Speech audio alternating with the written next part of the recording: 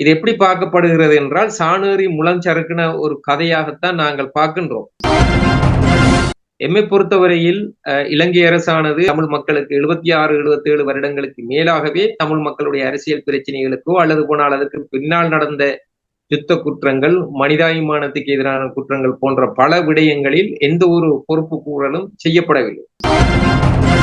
கடந்த கால வரலாறுகள் ஒன்றிரண்டு வழக்குகளில் குற்றவாளிகளாக தண்டிக்கப்பட்டவர்கள் கூட அதுக்கு பிறகு வந்த அரசு அதிபர்களால் அவர் பொது மன்னிப்பில் விடுதலை செய்த வரலாறுகள் தான் இருக்குதே தவிர அது சம்பந்தமாக அவர்கள் இதுவரையும் எந்த ஒரு இல்லை.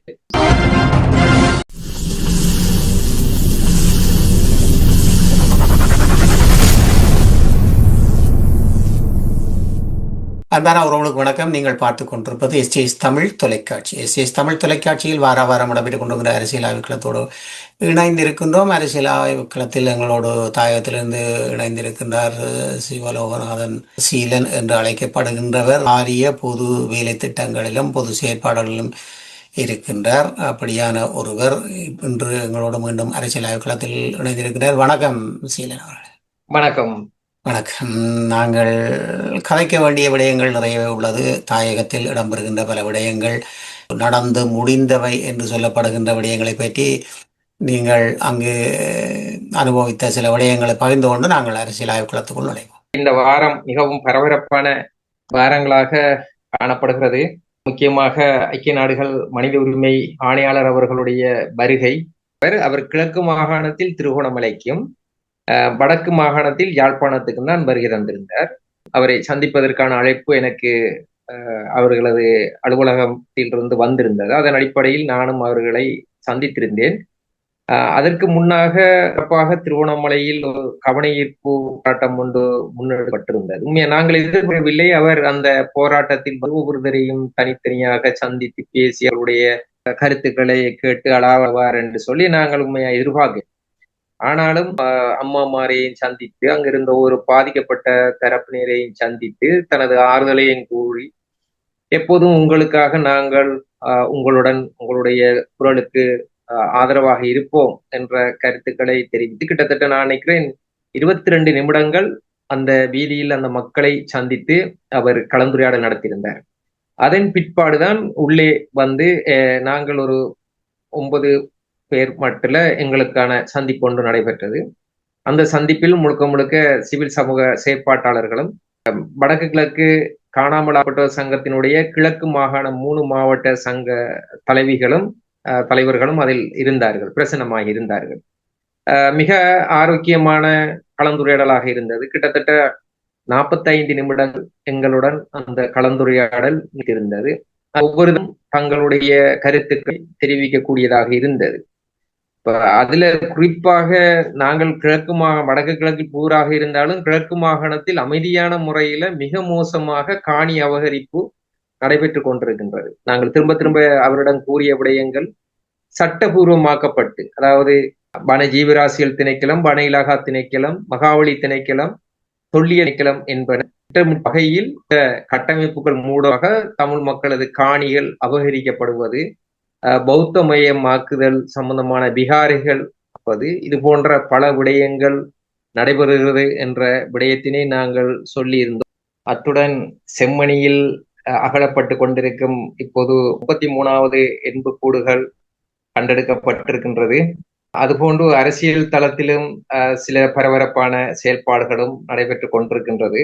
கடந்த ஆட்சி காலங்களில் பலவிதமான குற்றச் செயல்களில், படுகொலைகள், காணாமலாக்குதல், இது போன்ற செயல்பாடுகளில் இருந்தவர்கள் சாதாரணமாக மக்களுடன் மக்களாக நடந்து தெரியக்கூடிய ஒரு சூழல் இந்த ஆட்சியிலும் நிலவுகின்றது. அதே நேரத்தில் குறிப்பிட்ட ஒரு நபர் அடைந்திருக்கிறார். அவருக்கு இப்போது போலீஸ் பாதுகாப்பும் வழங்கப்படுகின்றது. ஆனால் அவர் முக்கியமான ஒரு கருத்தை வெளியிட்டிருக்கிறார். உங்கள் வாயிலாக வெளியில் வந்தது.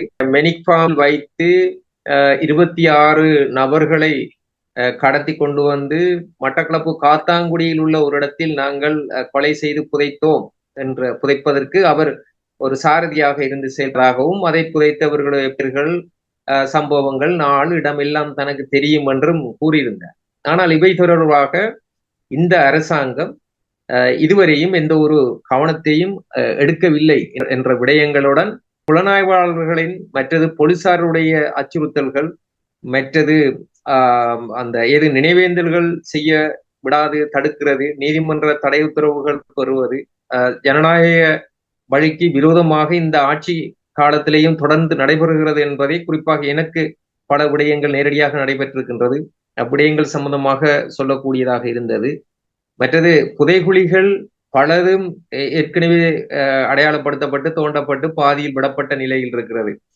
திருக்கேஸ்வரத்தில் ஒன்று கண்டறியப்பட்டது, அதுக்கு என்ன நடந்தது தெரியாது. அதே போல் மன்னர் சத்தோச இருந்த இடத்தில் ஒரு புதைகுழி கண்டுபிடிக்கப்பட்டது, அதற்கு என்ன நடந்தது தெரியாது. அதே போல் திருவோணமலை விளையாட்டு மைதானம் அத்திவாரம் வெட்டும் நேரத்தில் அந்த இடத்துக்கு கிட்ட ஒரு புதைகுழி கண்டுபிடிக்கப்பட்டது, அதுக்கு என்ன நடந்தது தெரியாது. அதே போல் மாத்தளையில் ஒரு புதைகுழி கண்டுபிடிக்கப்பட்டது, அதற்கும் என்ன நடந்தது தெரியாது. அதே போல் முரக்கட்டாஞ்சேனை மட்டக்களப்பு முரக்கட்டாஞ்சேனை பிரதேசத்தில் வீட்டுக்கு அத்திவாரம் எடுக்கும் பொழுது சில எலும்பு தொகுதியில் வந்தது, அதை சம்பந்தமான அகழ்வினை மேற்கொள்ள முடியாது போயிருக்கின்றது. முல்லைத்தீவு கொக்கு தொடுவாயில் கண்டெடுக்கப்பட்ட புதைகுழியும் இன்று வரையும் அதுவும் கிடப்பில் இடப்பட்டதாக இருக்கின்றது. செம்மணி இது ஒரு புதிய விடயம் இல்ல. கிருசாந்தி அவர்களுடைய கொலையுடன் சம்பந்தப்பட்ட நபர்கள் வழங்கிய வாக்குமூலத்துக்கு அமைவாக சில விடயங்கள் செயல்படுத்தப்பட்டு அது மீண்டும் கிடப்பில் இருந்து தற்செயலாக ஒரு வேலை திட்டத்துக்காக அகழ்வு அத்திவாரம் வெட்டும் பொழுதுதான் அந்த இப்போது நடைபெறுகின்ற அந்த மனித புதைகுழி கண்டுபிடிக்கப்பட்டது. எனவே இது சம்பந்தமாக பல புதைகுழிகள் இன்னும் வடக்கு கிழக்கில் தாராளமாக இருக்கின்றது, வடக்கு கிழக்குக்கு அப்பாலும் இருக்கின்றது. ஆனால் இவைகள் இனங்காணப்பட வேண்டும், இவைகள் அகழ்ந்தெடுக்கப்பட வேண்டும். அதே நேரத்தில் இங்கு சாட்சிகள் இருக்கிறார்கள், ஆனால் சாட்சிகள் அவரை கூறுவதற்கு சாட்சிகளுக்கு ஒரு பாதுகாப்பற்ற ஒரு சூழல் இங்கு காணப்படுகிறது என்ற விடயங்கள் கூறப்பட்டது. அத்துடன் நாங்கள் PTA பயன்பாத தடை சட்டம் தொடர்ச்சியாக இந்த அரசாங்கம் நாங்கள் அதை நீக்குவோம் என்று சொன்னது. ஆனால் ஆட்சிக்கு வருவதற்கு முதல் நாங்கள் ஆட்சி வந்தால் உடனடியாக இந்த பயங்கரவாத தடை சட்டத்தை நீக்குவோம் என்று அந்த நேரத்தில் இதுக்கு எதிராக போராடியவர்களுடன் இணைந்து போராடியவர்கள். ஆனால் ஆட்சிக்கு வந்ததுக்கு பிறகு இதுவரையும் அந்த பயங்கரவாத தடை சட்டத்தை பற்றி அவர்கள் எந்த ஒரு பேச்சும் இல்லாது காலத்தை கழிக்கிறார்கள் என்ற விடயங்களும், அரசியல் கைகள் விடுதலை சம்பந்தமாக இந்த ஆட்சியாளர்கள் ஆரம்பத்திலிருந்து வலியுறுத்தி வந்தார்கள். ஆனால் தற்சமயம் அவருடைய அனுரகுமார திசாநாயக்க அவர்களுடைய ஆட்சிக்கும் அமைச்சர் அப்படி ஒரு அரசியல் கைதிகள் இங்கு இல்லை என்ற பொருட்படவும் அவர் அண்மையில் தெரிவித்திருந்த போன்ற பல விடயங்கள் கலந்துரையாடப்பட்டது. ஒவ்வொருவரும் தங்கள் காணாமல் ஆக்கப்பட்ட உறவுகளும் தங்களுடைய தரப்பில் இதுவரையில் 376 அம்மாமாருக்கு மேல் இறந்து விட்ட செய்தியும் சொல்லி வேதனைப்பட்டார்கள். அத்துடன் அன்று ஆணையாளரை அம்பாறை மாவட்டத்திலிருந்து வந்த அம்மா ஆணையாளரை சந்தித்து விட்டு வீடு சென்ற அன்று இரவே அவர் காலமாகி விட்டார். இது போன்ற இன்னும் பல உறவுகள் எம்மை பிரிந்து கொண்டு இருக்கும் பொழுது சாட்சிகளும் அல்லது போனால் அந்த போராட்டத்தினை முன்கொண்டு நடத்துபவர்களும் நாங்கள் இழந்து கொண்டிருக்கின்றோம் என்பது ஒரு துயரமான சம்பவம் இருக்கின்றது. அத்துடன் எமது கேள்விகளுக்கும் பதிக்கும் வழியில் அவர் சில கருத்துக்களை கூறியிருந்தார். முக்கியமாக அவர் தேசிய விடயங்கள் நாங்கள் பார்த்தமாக இருந்தால் மனித உரிமைகள் என்பது பொதுவான ஒரு விடயம், அது மீறப்படக்கூடாது என்பதை அவர் வலியுறுத்தியிருந்தால், மற்றது இன்னொரு கருத்தை அவர் சொல்லியிருந்தார்.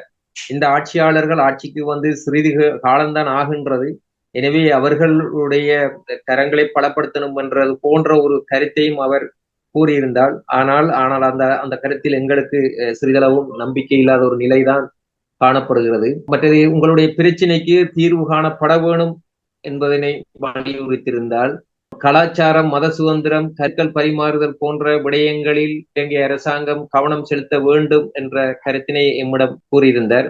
விரைவில் அதுக்கான தீர்வுகளை பெறுவதற்கான அழுத்தங்களை பிரயோகிப்போம் என்ற செயல்பட சொன்னால், அதே நேரத்துல இந்த அரசாங்கம் பிரச்சனைகளுக்கு தீர்வு காண வேண்டுமாக இருந்தால் அர்ப்பணிப்புடன் செயல்பட வேண்டும் என்ற ஒரு விடயத்தினையும் கூறியிருந்தார். அது புதிய மாற்றம் வரும் என்ற ஒரு நம்பிக்கை அவருடைய கருத்தில் தென்பட்டது. மற்றது முஸ்லிம் மக்கள் மீதான அநீதிகள் அது சம்பந்தமாகவும், ஈஸ்டர் தினத்தன்று நடத்தப்பட்ட குண்டு தாக்குதல் சம்பந்தமான விடயங்களில் கவனம் செலுத்துவதற்கு தாங்கள் அழுத்தம் கொடுப்பதாக கூறியிருந்தார். நிலைமாறுகால நீதி மிக முக்கியமானது என்பதனையும் அதனை நடைமுறைப்படுத்துவதற்கு தேவையான ஆலோசனைகள் வழங்கப்படும் என்றதையும் கூறியிருந்தார். அத்துடன் யுத்த குற்றங்கள் தொடர்பாக விசாரணை செய்யப்பட வேண்டும் என்ற கருத்தினை அவர் சொல்லியிருந்தார். அரசியல் யாப்பு தொடர்பாக புதிய சட்டங்கள், சில விடயங்களுக்கு புதிய சட்டங்கள் தேவையாக இருக்குது என்பதனை அவர் வலியுறுத்தியிருந்தார். காணாமல் ஆக்கப்பட்டோர் பிரச்சினை தீர்க்கப்பட வேணும் என்று சொல்லியிருந்தார். மற்றது பலஸ்தீனம் போன்ற பிரச்சனைகள், ஸ்டேவில் போன்ற பல பிரச்சனைகள் என்று புதிதாக தலையெடுத்திருப்பதன் காரணத்தினாலும் இதோடன் இணைந்ததாக நாங்களும் இந்த பிரச்சனைகளை கவனிக்க வேண்டிய தேவைகள் இருக்குது என்ற போன்ற விடயங்களை கூறியிருந்தார். அதன் பிற்பாடு நாங்கள் அணையாவிளக்கு போராட்டத்துக்கு மீண்டும் அங்கு சென்றிருந்தோம். அணையாவிளக்கு போராட்டத்திலையும் அகவுள் பணி நடக்கிற இடம் பக்கத்தில் இருக்குது, சித்தர் பாத்தின்னு சொல்லி அந்த இடத்திலேயும் வந்து அவர் அகழ்வு பணிகளை பார்வையிட்டதுக்கு பிறகு போராட்ட இடத்துக்கு வந்தார். போராட்ட இடத்திலேயும் வந்து அவர் மலர் தூவி அஞ்சலி செலுத்தினதுக்கு பிறகு அதிக நேரம் அங்கால நின்று கொள்ள முடியவில்லை. அதுக்கு முதல் சர்ச்சைகள், அரசியல் கட்சி தலைவர்கள் வருகை சம்பந்தமான சில சர்ச்சைகள் நீங்கள் ஊடகம் வாயிலாக பார்த்திருப்பீர்கள். அதன் பின் அவர் அடுத்த நாள் 26ஆம் தேதி ஊடக சந்திப்பினை நடத்தி இருந்தார். அந்த ஊடக சந்திப்பில் அவர் தெரிவித்த விடயங்கள் எம்மை உறுத்துகின்றது. நாங்கள் அதில் மிக முக்கியமாக கவனிக்க வேணும். அவர் என்ன சொல்லியிருக்கிறார் என்றால், உள்ளக பொறிமுறைக்குள் சர்வதேச தராதரத்துக்கு ஏற்ற வகையில் இங்கு நடைபெற்ற பிரச்சனைகளுக்கு தீர்வு காணப்பட வேணும் என்று சொல்லியிருந்தார். உண்மையாகவே உங்களுக்கு தெரியும், 2017ஆம் ஆண்டு 30 தீர்மானம் கொண்டு வரப்பட்ட போது நிலைமாறுகால நீதி பொறிமுறைக்கு இலங்கை அரசானது அனுசரணை வழங்கியிருந்தது. ஆனால் அதற்கு பிறகு 2019ஆம் ஆண்டு கோத்தபாய ராஜா அவர்கள் ஜனாதிபதியாக வந்ததுக்கு பிறகு 2020ஆம் ஆண்டு அமர்வில் அவர்கள் இந்த நிலைமாறுகால நீதி பொறிமுறையிலிருந்து வெளியேறுவதாக பகிரங்கமாகவே ஐக்கிய நாடுகள் மனித உரிமை பேரவையில் கூறியிருந்தார்கள். ஆனால் அதற்கு பிறகு 46(1) தீர்மானம் கொண்டு வரப்பட்டது. 46(1) தீர்மானத்தின்படி ஓஸ்லப் ப்ராஜெக்ட் உருவாக்கப்பட்டது. ஆனால் ஓஸ்லப் இலங்கையில் வந்து தமது பணிகளை மேற்கொள்வதற்கு இதுவரையும் இலங்கை அரசாங்கம் அனுமதி, விசா வழங்காமல் தடுத்து கொண்டிருக்கிறார்கள். அந்த நேரத்தில் இப்படி ஒரு சம்பவம் இருக்கும் பொழுது ஐக்கிய நாடுகள் மனித உரிமை பேரவையின் செப்டம்பர் மாத தீர்மானம் ஒன்று வர இருக்கும் நிலையில் இந்த அரசாங்கம், இந்த ஆட்சியாளர்கள் மனித உரிமை பேரவை ஆணையாளர் அவர்களை இங்கு அழைத்து தங்களுடைய கால அவகாசமோ அல்லது போனால் தங்களுடைய ஆட்சி புதிதாக இருக்குது என்ற ஒரு செய்தியையும் சொல்லி, நாங்கள் அதெல்லாம் மெல்லவாக செய்வோம், நாங்கள் ஊழல் சம்பந்தமான பிரச்சனைகளில் இப்ப கூட நாடு பொருளாதார ரீதியாக பின்தங்கிய நிலையில் இருப்பதன் காரணத்தினால் அதற்கு முதலில் நாங்கள் தீர்வு காணப்பட வேண்டும் என்ற போன்ற பல விடயங்களை கூறினதன் விரிவாகவோ என்னவோ அவர் உள்ளக பொறிமுறையை வலியுறுத்தி சென்றிருக்கின்றார். இது எப்படி பார்க்கப்படுகிறது என்றால், சாணேறி முளஞ்சறுக்கின ஒரு கதையாகத்தான் நாங்கள் பார்க்கின்றோம். எம்மை பொறுத்தவரையில் இலங்கை அரசானது நீண்ட காலமாகவே இந்த தமிழ் மக்களுக்கு 76-77 வருடங்களுக்கு மேலாகவே தமிழ் மக்களுடைய அரசியல் பிரச்சனைகளுக்கோ அல்லது போனால் அதற்கு பின்னால் நடந்த யுத்த குற்றங்கள், மனிதாபிமானத்துக்கு எதிரான குற்றங்கள் போன்ற பல விடயங்களில் எந்த ஒரு பொறுப்பு கூறலும் செய்யப்படவில்லை.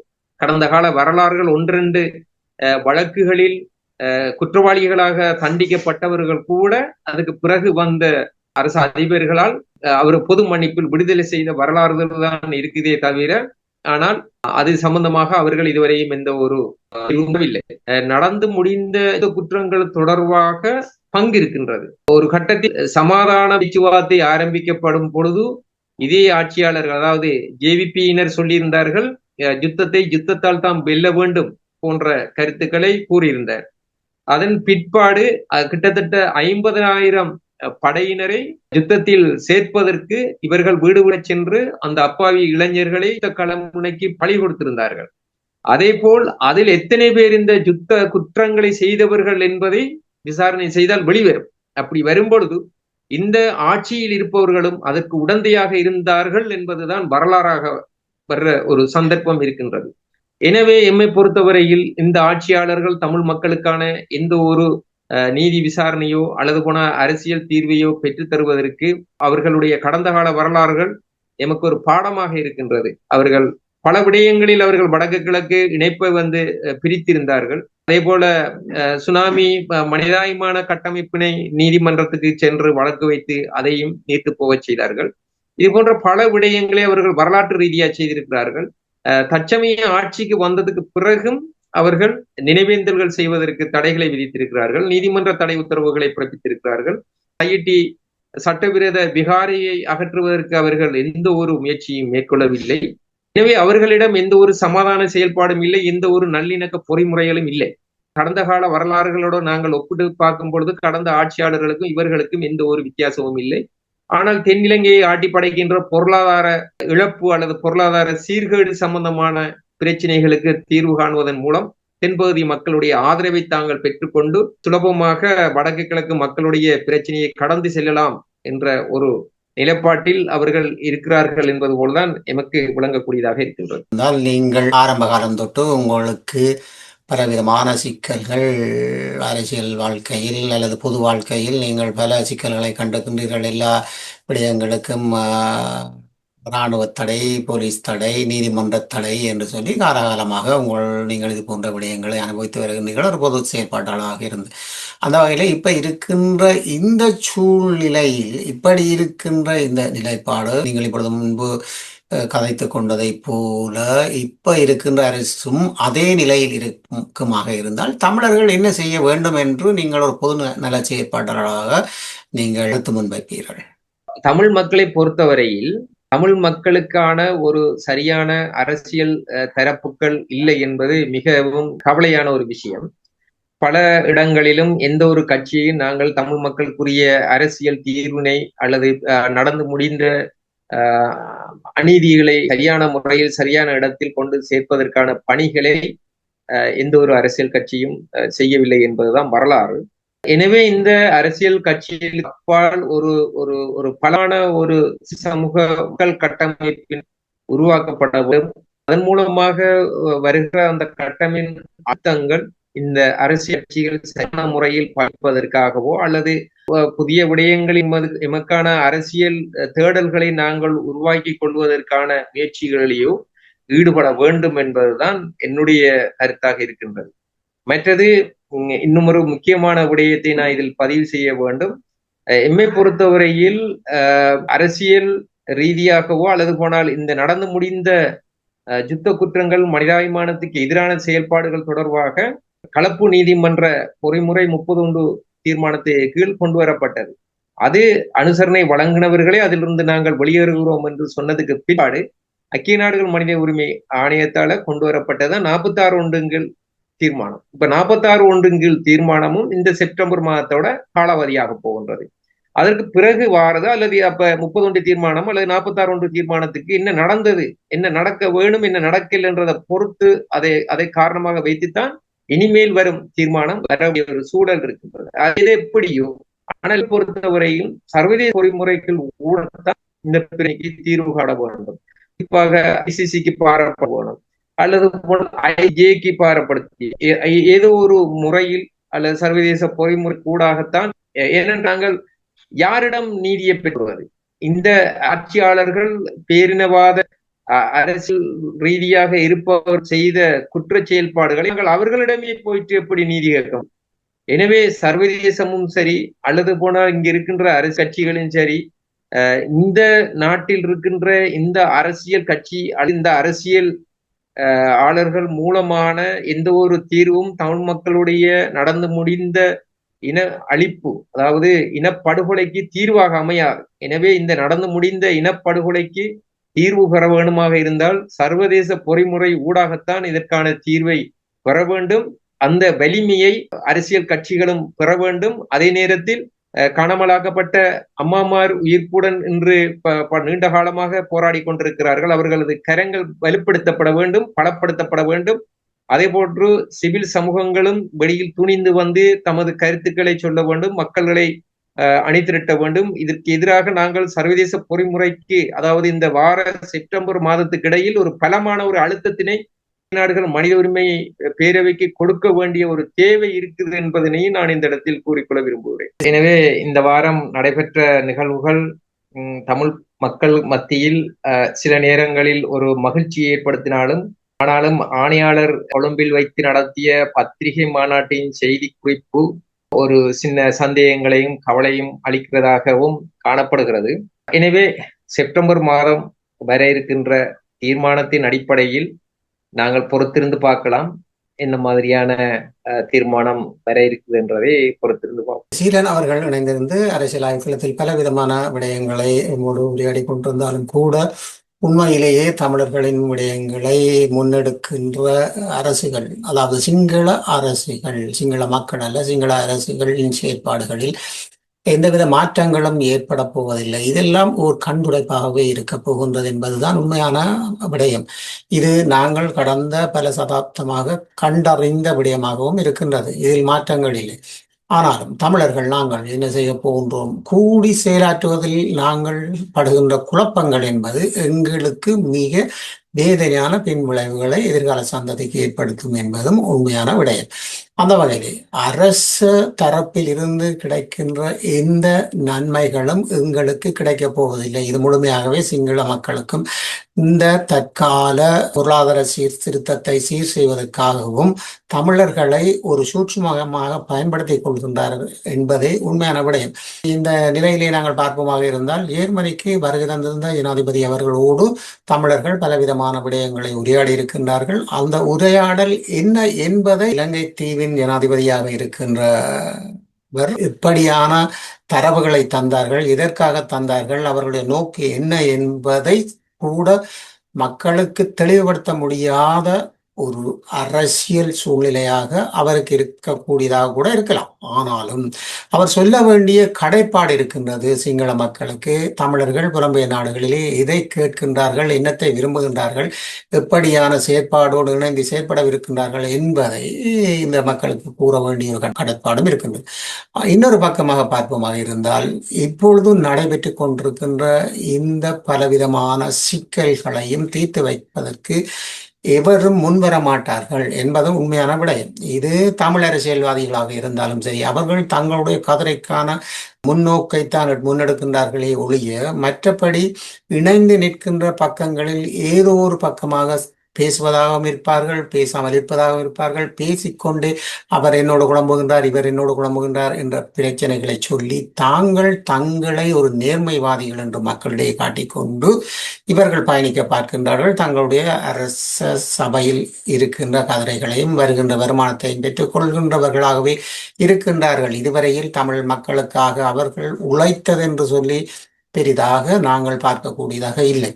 அதனால் இணைத்த தேசிய தலைவரால் அன்று இணைக்கப்பட்டவர்களே இன்று பிரிந்து நின்று பல கோணங்களில் நிற்பது கூட நாங்கள் பார்த்திருக்கின்றோம். அப்படியான இந்த சூழ்நிலையில் இவர்கள் எங்களுக்கு எந்தவித தீர்வுக்கும் முன்னிற்க மாட்டார்கள். மக்களாகியவர்கள் இன்று செம்மணியில் அதுபோன்று பல போராட்டங்களில் முன்னின்றவர்கள் மக்களாகவே முன்னிற்க வேண்டும், மக்களாகவே செயற்பட வேண்டும், இளைஞர்கள் செயற்பட வேண்டும், அதாவது பல்கலைக்கழக மாணவர்கள் செயற்பட வேண்டும் என்பதுதான் உண்மையான விடயம்.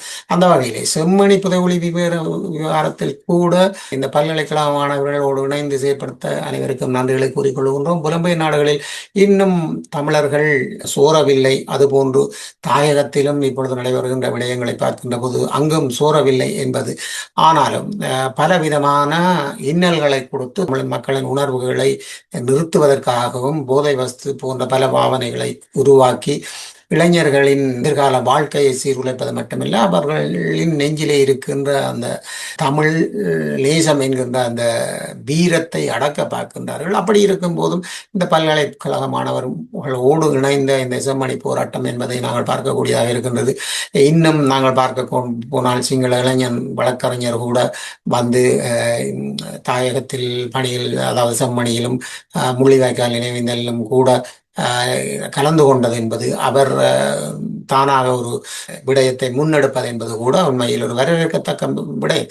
இது போன்று மக்களுக்கு தெளிவுபடுத்துகின்ற, சிங்கள மக்களுக்கு தெளிவுபடுத்துகின்ற இளைஞர்கள் இணைத்துக் கொண்டு சிங்கள மக்களுக்கு என்ன நடந்தது என்பதை அவர்களுக்கு கொண்டு செல்கின்ற பணியிலே அனைவரும் முன்னெடுக்க வேண்டிய பல விடயங்கள் இருக்கின்றது என்பதை இந்த சந்தர்ப்பத்தில் நீங்கள் உணர்ந்து கொள்ள வேண்டும். இந்த இளைஞனை வைத்தே நீங்கள் பல விடயங்கள் செய்து கொள்ள முடியும் என்பதையும் அங்கிருக்கின்ற இளையோர்களும் பல்கலைக்கழக மாணவர்களும் புரிந்து கொள்ள வேண்டும். நிச்சயமாக அவர்கள் புரிந்து கொள்வார்கள் என்பது பார்க்கக்கூடியதாக இருக்கின்றது. அந்த வகையில் இன்றைய அரசியல் ஆய்வு களத்தில் பேசப்பட்டது போலவே நாங்கள் இவ்வளவு தூரம் அடக்கல் முறைக்கும் ஒடுக்குமுறைக்கும் உட்பட்டவராக வாழ்ந்து கொண்டிருக்கின்றோம் என்பது நாங்கள் ஒரு சுதந்திரமற்றவர்களாக ஊடகங்கள், அதாவது அரச ஊடகங்கள் எங்களுடைய விடயங்களை முழுமையாக கொண்டு சேர்க்கின்ற பணியில் இல்லை என்பதும், இந்த செம்மணி புதைக்குழி மட்டுமல்ல பல இடங்களில் இருக்கின்ற புதைக்குழிகளை நியாயபூர்வமான ஆய்வுகளுக்கு உட்படுத்தாததும் அல்லது அதை பற்றி முன் பார்வையாக முன் நிலையாக கொண்டு வராதும் நாங்கள் பார்க்கக்கூடியதாக இருக்கின்றது. எங்களுடைய விடயங்கள் கட்டியடிக்கப்படக்கூடிய விடயங்களாக இருக்கின்றது. ஆனாலும் நாங்கள் தமிழர்களாக நாங்கள் முன்னின்று போராடி இவ்வளவு சதாப்தத்தையும் நாங்கள் முன்னெடுத்திருக்கின்றோம். அந்த முன்னெடுப்பினூடாக இன்று ஜனநாயக ரீதியான போராட்டத்தில் நாங்கள் இணைந்திருக்கின்றபடியால் ஜனநாயக ரீதியான போராட்டத்தையே நாங்கள் முன்னெடுத்து அதற்கான வழிகளை செய்வதற்கு தாயகத்திலும் புலம்பெயர் நாடுகளும் இணைந்து கொள்ளவும் வேண்டும் என்பது முக்கியமான விடயம். பள்ளி, அதாவது பல்கலைக்கழக மாணவர்கள் புலம்பெயர் பல்கலைக்கழக மாணவர்களோடு இணைந்து செயலாற்றுவதற்கான ஒரு செயற்பாட்டை கூட இணைத்துக் கொள்ளலாம். திட்டமிட்டு நாங்கள் எங்களுடைய தமிழர் உணர்வுபூர்வமாக எங்களுக்கான நாடு, எங்களுக்கான வாழ்வு, எங்களுக்கான வாழ்வியல், எங்களுக்கான பொருளாதாரம் என்பதை உருவாக்குவதற்கு ஒரு களமாக இந்த களத்தை பாவித்துக் கொள்ள வேண்டும் என்பதை கூறிக்கொண்டு இன்றைய அரசியல் களத்தில் இணைந்திருந்த சீலன் அவர்களுக்கும் நன்றிகளை கூறிக்கொண்டு மீண்டும் ஒரு அரசியல் களத்தில் இணைந்து கொள்வோம் என்பதை கூறிக்கொண்டு அடுத்த அரசியல்களை சந்தித்துக் கொள்வோம். நன்றி, வணக்கம். இது எப்படி பார்க்கப்படுகிறது என்றால் சாணேறி முளஞ்சறுக்கின ஒரு கதையாகத்தான் நாங்கள் பார்க்கின்றோம்.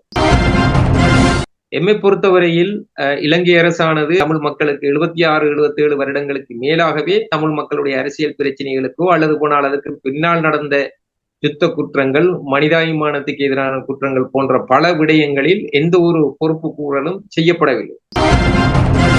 கடந்த கால வரலாறுகள் 1-2 வழக்குகளில் குற்றவாளிகளாக தண்டிக்கப்பட்டவர்கள் கூட அதுக்கு பிறகு வந்த அரசு அதிபர்களால் அவர் பொது மன்னிப்பில் விடுதலை செய்த வரலாறுகள் தான் இருக்குதே தவிர அது சம்பந்தமாக அவர்கள் இதுவரையும் எந்த ஒரு இல்லை.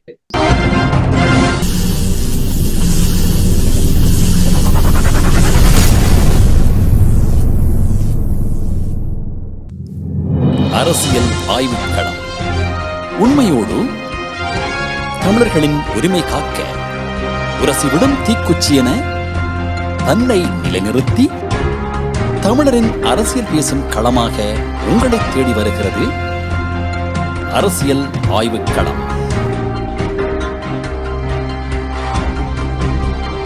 அரசியல் ஆய்வுக்களம்.